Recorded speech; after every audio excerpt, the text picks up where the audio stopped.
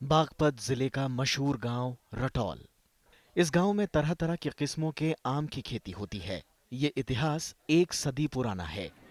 30,000 आबादी वाले इस बड़े गांव की 70% आबादी के भरण पोषण का जरिया आम ही हैं। तमाम दिग्गज राजनेताओं के पांव यहाँ पड़ चुके हैं, फिर भी ये गांव बुनियादी सुविधाओं को मोहताज है। गवर्नमेंट ने हमेशा उपेक्षित रहा है और अब गवर्नमेंट को चाहिए, ना तो यहाँ ग्रेडिंग सेंटर है, ना यहाँ एक्सपोर्ट का कोई सेंटर बनाया हो। यहाँ कुछ गवर्नमेंट ने ध्यान नहीं दिया, मगर यहाँ कोई इंस्टीट्यूट, कोई मैंगो रिसर्च, पैकिंग का कोई रिसर्च, कुछ नहीं है।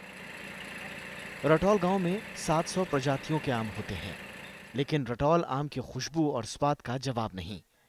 ये फल छोटे और मध्यम आकार का होता है। 1930 में रटौल के आमों को लंदन में हुई प्रदर्शनी में पहला नंबर मिला था।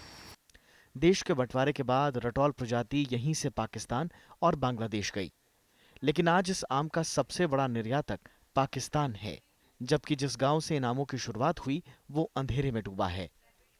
रटौल आम पेटेंट कराने की कोशिशें भी हुई, लेकिन बात नहीं बनी।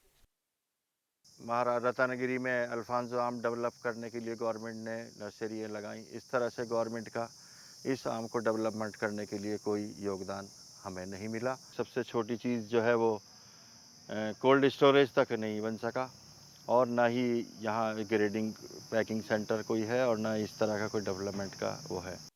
तमाम दिक्कतों के बाद भी रटौल में करीब 263 हेक्टेयर के दायरे में आमों के बाग हैं, लेकिन जब फसल आती है तो किसानों को आम औने पौने दामों पर बेचना पड़ता है। कोई ठोस मूल्य नीति न होने से बिचौलियों को फायदा होता है। उत्तर प्रदेश सरकार ने इसे फल पट्टी घोषित किया हुआ है, लेकिन इसका कोई फायदा इस गांव को नहीं मिल रहा। यहाँ आसपास ईंट भट्टों के विस्तार से आम बागानों पर बुरा असर पड़ा है।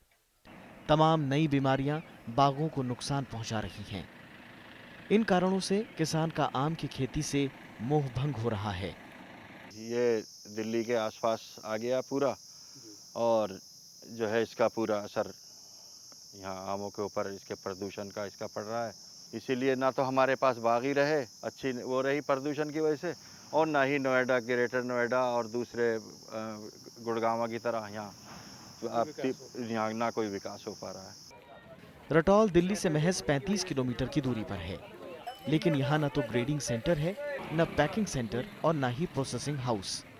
अगर यहाँ थोड़ी भी सुविधाएं विकसित हो जाएं, तो यहाँ का कायाकल्प हो सकता है। ग्राउंड रिपोर्ट के लिए अरविंद कुमार सिंह की रिपोर्ट।